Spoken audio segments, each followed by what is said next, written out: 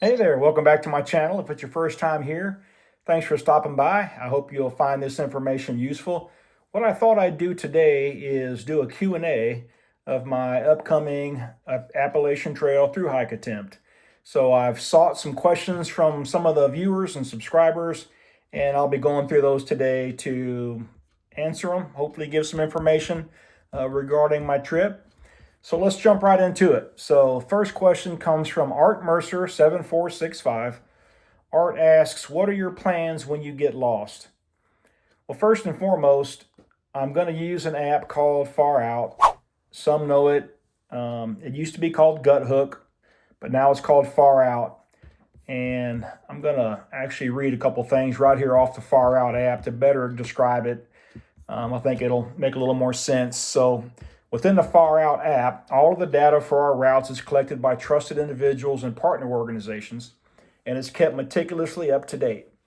The track of each trail includes side trails, alternate routes, along with key waypoints. Our apps also offer comprehensive town guides, helping you resupply and access other services very quickly. So basically what you do is you download the app, and then in my case, I would go into the app and I would download and pay for the Appalachian Trail. Once I've done that, I basically own it, so to speak, and I can actually download the different sections of the Appalachian Trail to my phone. Once that's been done, I don't have to have cell service to be able to utilize them because they're actually downloaded on my phone.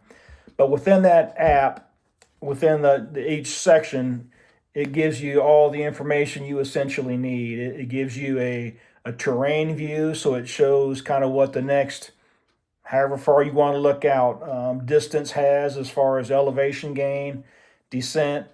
It shows you where the water sources are, shows you where the campsites are, where the shelters are, where you can sleep, shows you where the trailheads and parking lots are, where you can get off and hitch a ride into town. Shows you a lot of the things within each town, like where the hostels are, where the hotels are. I mean, it's an infinite amount of information within that Far Out app. So as far as being lost, I also have a Garmin InReach Mini GPS device. So this is going to be super useful.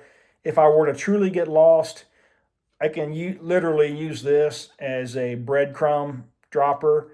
And I've already tried it, and I can literally use this to get myself back to where I had been. Not to mention with technology today, as long as I keep this charged, which shouldn't be a problem, I'm taking along with me a portable power bank for charging my electronics. So as long as I keep everything charged, which I fully intend to do, I really don't have any fears of getting lost. I know it could happen, but I just don't see that as a fear anyway. So that's what I intend to do, is use my Far Out app, which I can also use in airplane mode. So I'm not using a lot of cell phone battery. But then in a serious situation, I've got my GPS device here as well. Sweet Skills 99 asks, "What excites you the most about hiking the AT?" I think really, just to put it all in a nutshell, is just the adventure. Um, I said in another video that I made that I just feel like I desire an adventure in my life, and I'm looking for something fun and exciting and challenging, and I think this certainly would foot the bill. So I'd say just the adventure for the most part. Um, Diving in a little bit deeper, I would say, meeting new people out on trail, many with the same interests that I apparently seem to have in terms of enjoying the outdoors, liking backpacking and hiking and camping and things like that. Certainly looking forward to that as well. And then just, the beautiful views, the scenery, just being out in nature, landmarks along the trail towns where we go in to resupply, maybe stay at a hostel for a night and take a shower, recharge our electronics, all that kind of thing. Just spending time with people. I think that's really what excites me the most. And yeah, I'm just really looking forward to it. Sweet Skills 99 also asks, "What intimidates you the most?" I'd say probably the physical strain or the physical drain on my body is going to be probably the thing that intimidates me the most, at least until I get out there and get some miles under my belt. I'm not really intimidated about black bears. A lot of people ask about that. I'm not intimidated necessarily by people. So none of that really concerns me or intimidates me at all.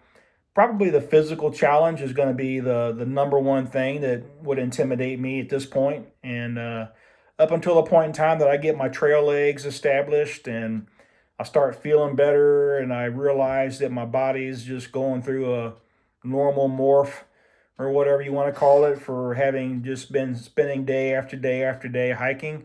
That's probably what intimidates me the most.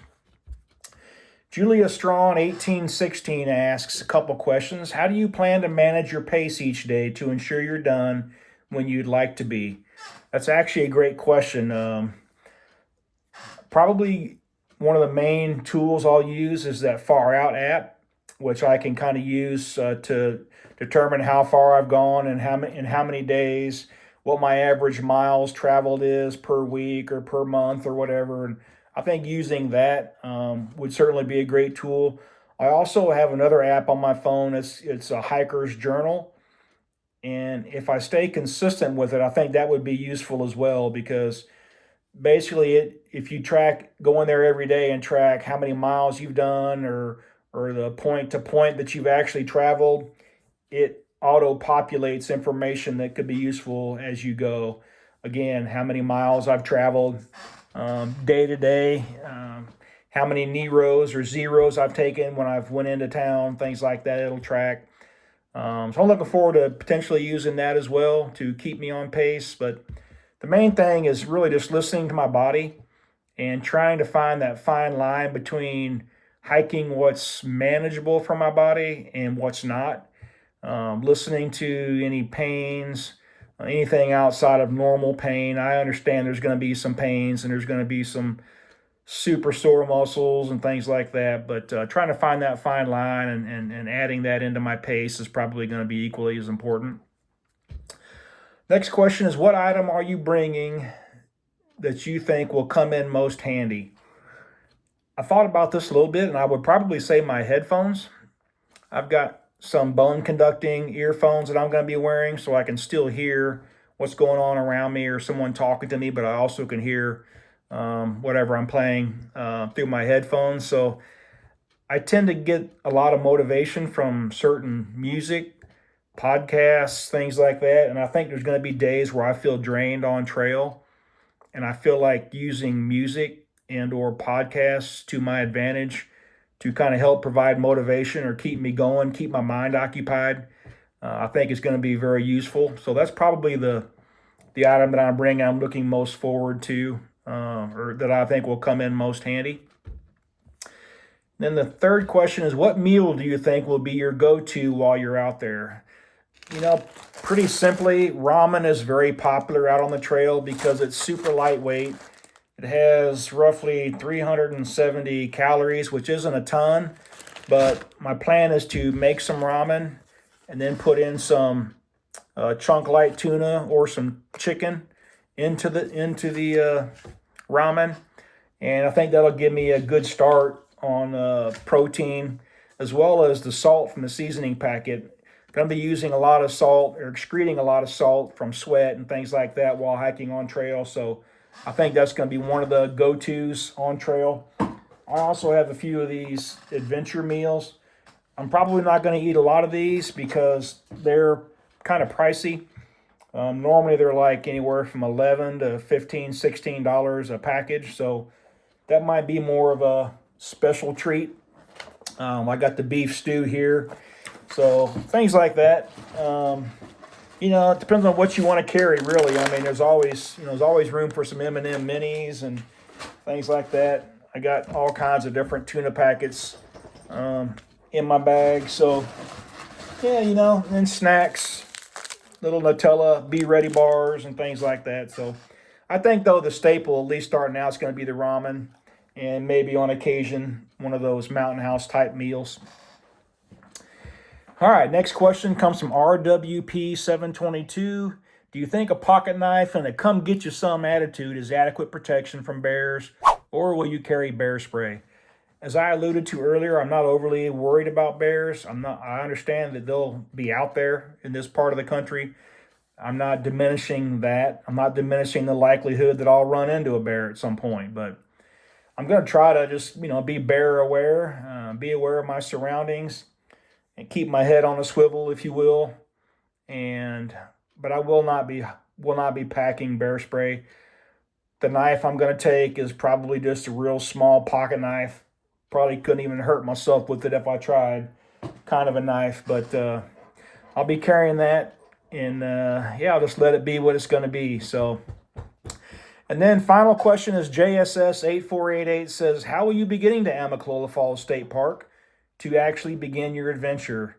Another great question. And so my wife is going to ride down with me. So we're going to drive down to Amicalola Falls. We're going to plan to spend an evening on the way down, probably around the Nashville area. Maybe not in Nashville, but somewhere in that area. And take in the sights, grab a meal, whatever there, and get a good night's rest, and get up in the next morning and head on down into Amicalola Falls State Park.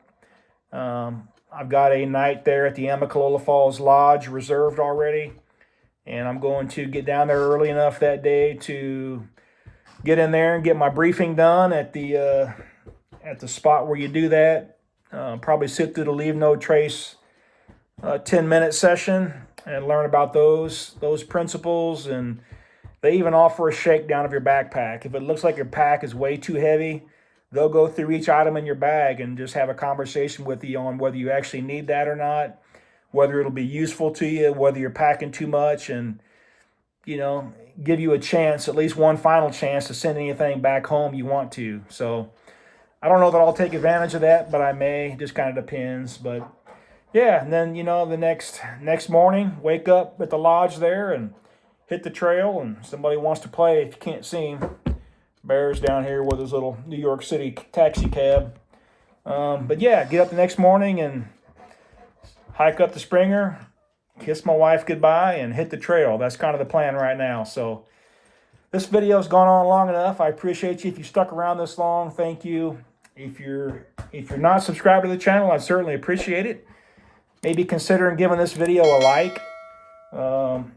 Hit that subscribe button, notification bell, all that fancy dancy stuff, and I think it really helps the algorithm and can bring in some new subscribers for the channel. So got a bunch of ideas coming. Stay tuned. I got some cool videos coming up about all of my gear that I'm taking. I'll do a more in-depth food video probably, and some other things coming up. So thanks again for stopping by, and we'll be in touch.